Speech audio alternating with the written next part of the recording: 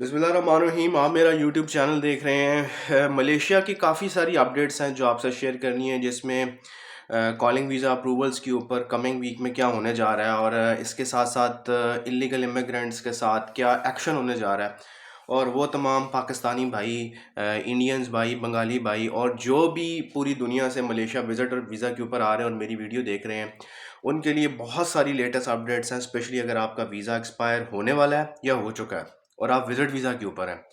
अच्छा, इस सारी सिचुएशन में जो अहम रोल है वो सारा का सारा जनाब है आपके एजेंट्स का। अच्छा, ये सारी की सारी चीज़ें आपको लाजमी आज मैंने बतानी है, और ये वीडियो आपने एंड तक देखनी है, जो कि बहुत ज़्यादा ज़रूरी है। सबसे पहले हम बात कर लेते हैं कि यार विजिटर जो है इस टाइम के ऊपर मलेशिया में जो एक फिगर आई है पिछले हफ्ते में नहीं, आपको एक दो दिन पहले एक जो स्टेटमेंट आई है इमिग्रेशन डिपार्टमेंट की, और इस रिपोर्ट के बाद इमिग्रेशन डिपार्टमेंट बहुत ज़्यादा एक्शन में है। अच्छा, उसकी वजह बताता हूँ क्या है। 23 लाख लोग जो हैं वो इस टाइम के ऊपर मलेशिया में जो बताए जा रहे हैं वो इलीगल हैं, ठीक है। और इमिग्रेशन ने एक रिपोर्ट जो है वो निकाली है, और इसमें उन्होंने कहा है कि यार तकरीबन 23 लाख लोग मलेशिया विजिट के ऊपर आए, और बहुत सारे लोग जो हैं वापस ही नहीं गए, ठीक है। और जो फिगर है वो तकरीबन 23 लाख लोगों की है, और इन 23 लाख लोग कहाँ गए हैं? मलेशिया में ही हैं सारे।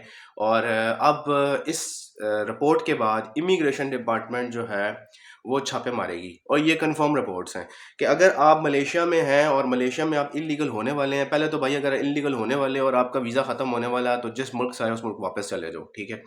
क्योंकि अगर पकड़े गए तो डिपोर्ट हो जाओगे, डिपोर्ट हो गए तो उसका नुकसान क्या होगा? तुम्हारे पासपोर्ट के ऊपर जो है वो डिपोर्ट स्टैंप हो जाएगा। अगर आप फ्यूचर में मलेशिया तो नहीं आ सकते। अगर आप मलेशिया के अलावा किसी और मुल्क जाना चाहोगे तो वो जब जिसको भी पासपोर्ट दोगे वीज़ा के लिए, वो देखेगा कि यार ये तो बंदा जो है वो मलेशिया से या किसी भी मुल्क से डिपोर्ट हुआ हुआ है। इसको वैसे ही जो है ना आपका पासपोर्ट और आप जो हैं वो शक-ओ-शुबात में चले जाएँगे। पहले ही हमारा जो पासपोर्ट है, ग्रीन पासपोर्ट, पाकिस्तानी पासपोर्ट, वो जो है अच्छी खासी नीचे चला गया है पूरी एक सीरीज़ में। तो इससे बेहतर ये है कि आप जो हैं इस तरह का रिस्क लें ही ना। और अगर आप इल्लीगल हो भी गए हैं तो फिर एक हल गवर्नमेंट ने दिया था स्पेशल पास का, और अगर आप स्पेशल पास ले लेते हैं और सरकार को पैसे दे देते हैं, सरकार के बैंक में पैसे जमा करा देते हैं, तो आप इज़्ज़त से मलेशिया से जा सकते हैं। लेकिन इसके ऊपर भी बहुत सारे लोगों का कहना ये है कि अगर आप जो हैं वो आप समझते हैं कि यार आपको पास मिल गया और आप इलीगल हो गए हैं, या आपकी रजिस्ट्रेशन हो गई है, तो इसके ऊपर भी 2023 वालों की रजिस्ट्रेशन मेरे सामने कुछ लोगों की हुई है।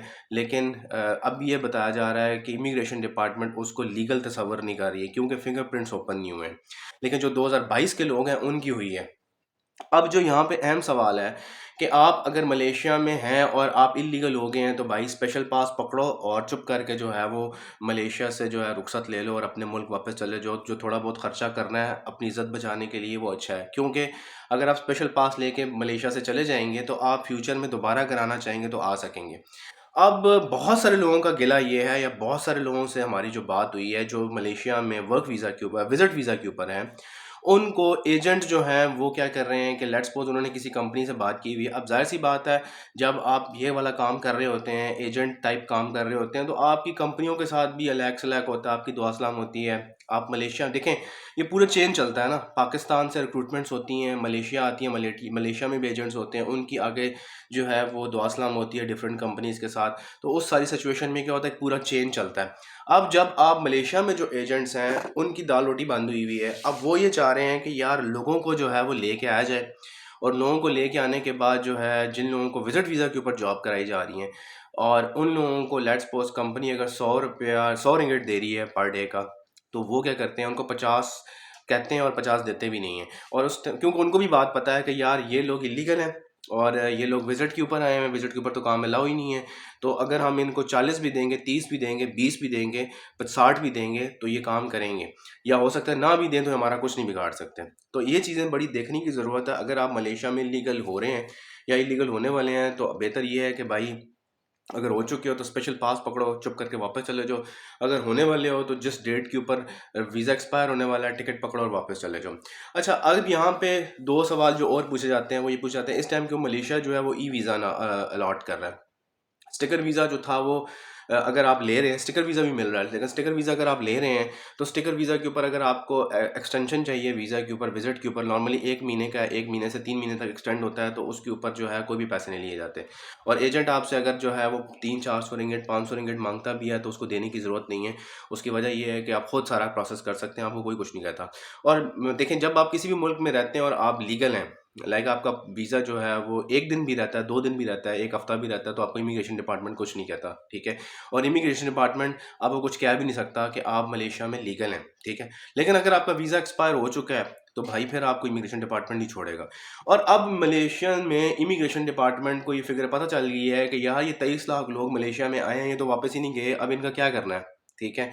अब इस सारी सिचुएशन में क्या है, मलेशियंस जो हैं वो बड़ी एक्टिव हुए हुए हैं और आने वाले दिनों में छापे ज़्यादा पड़ेंगे।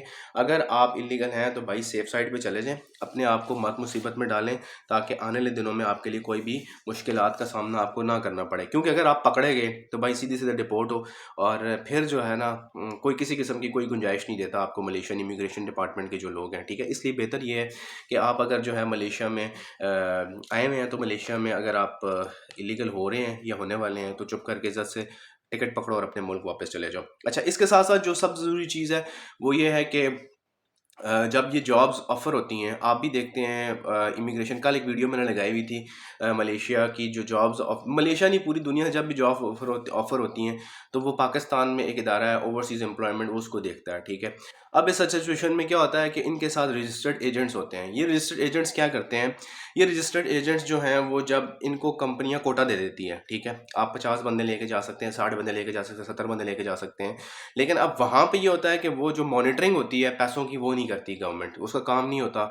तो अगर गवर्नमेंट को थोड़ा-सा ये चाहिए कि जो वीज़ाज़ हैं इस टाइम के ऊपर, मलेशिया के जो कॉलिंग वीज़ाज़ हैं, उनके रेट बहुत ज़्यादा माँग रही हैं कंपनीज़, क्योंकि इस टाइम एजेंट को भी ये बात पता है कि अगर हम जितने पैसे माँगे लोग देने के लिए तैयार हो जाएँगे, क्योंकि पाकिस्तान में काम के हालात को अच्छे नहीं हैं। पाकिस्तान की इकॉनमी जो है वो दिन-ब-दिन नीचे जा रही है, डॉलर जो है हमारा 300 क्रॉस कर चुका है, तो इस वजह से लोग जो हैं वो ज़्यादा पैसे देने के लिए भी तैयार हो जाते हैं। अब इस टाइम के ऊपर एजेंट्स की मनमानियाँ भी चल रही हैं, ऊपर से डॉलर ने भी डिस्टर्ब किया हुआ है, और रिंगिट भी ऑटोमेटिकली आपका अच्छा खासा ऊपर जा रहा है, जिस वजह से ये सारी की सारी चीज़ें जब ऐड अप होती हैं, तो आपका जो कॉलिंग वीज़ा का रेट है वो बढ़ जाता है, ठीक है? कॉलिंग वीज़ा लोगों को मिल रहे हैं, ठीक है? बहुत सारे लोगों के अप्रूवल्स होने भी जा रहे हैं, इंशाल्लाह वो भी जाएँगे आने वाले दिनों में। तो जो है, अगर आपको कंपनी थोड़ी-सी जो है वो अगर कोऑपरेट कर रही है आपके साथ, तो आपको ये चाहिए कि एजेंट्स जो हैं अगर मनमानी कर रहे हैं, तो आप जो है थोड़ा-सा इंडिविजुअल लेवल के ऊपर आप खुद भी हाईलाइट करें। और गवर्नमेंट से भी रिक्वेस्ट ये है कि अगर कुछ टेक्निकल स्किल्स के लोग जो हैं वो किसी भी मुल्क जा रहे हैं, मलेशिया के अलावा भी जा रहे हैं, तो वहाँ पे एजेंट अगर मनमानी कर रहे हैं रेट्स के ऊपर, तो आप कोशिश ये करें कि जो है उन रेट्स के ऊपर थोड़ा-सा गवर्नमेंट के जो लोग हैं वो थोड़ा-सा देखें इस चीज़ को बहुत ज़्यादा। क्योंकि एक चीज़, अच्छा इसमें अब आपका क्या इसमें रिस्पॉन्सिबिलिटी बनती है? देखिए, अगर आपको कॉलिंग वीज़ा लेना है मलेशिया का, तो आप कोशिश करें कि डायरेक्ट बंदे से लें जो डायरेक्ट इन्वॉल्व है, ठीक है? जिसके पास खुद वीज़ाज़ हैं। क्यों? कि जैसे-जैसे चेन्स बनती जाएँगी, 2 से 3, 3 से 4 एजेंट इन्वॉल्व होते जाएँगे, आपका जो कॉलिंग वीज़ा है उसका रेट बढ़ता जाएगा। ज़ाहिर-सी बात है, पहला एजेंट दूसरा एजेंट के दरमियान अगर कॉन्ट्रैक्ट होता है तो वो अपने पैसे रखेगा, दूसरा तीसरा रहेगा, चौथा रहेगा। इस तरह आपके पास जब वो वीज़ा पहुँचता है तो अच्छा खासा रेट बढ़ चुके होते हैं। तो इसलिए कोशिश करें कि आप जो हैं वो कॉलिंग वीज़ा डायरेक्ट उस बंदे से लें जिसको आप जानते हैं और जिसको आप बारे में आपको पता है कि यार इसके पास वीज़ा है, उसके साथ बार्गेन करें, उससे रिक्वेस्ट करें, तो इंशाल्लाह आई होप को आपको वीज़ा जो है वो मुनासिब पैसों के ऊपर मिल जाएंगे।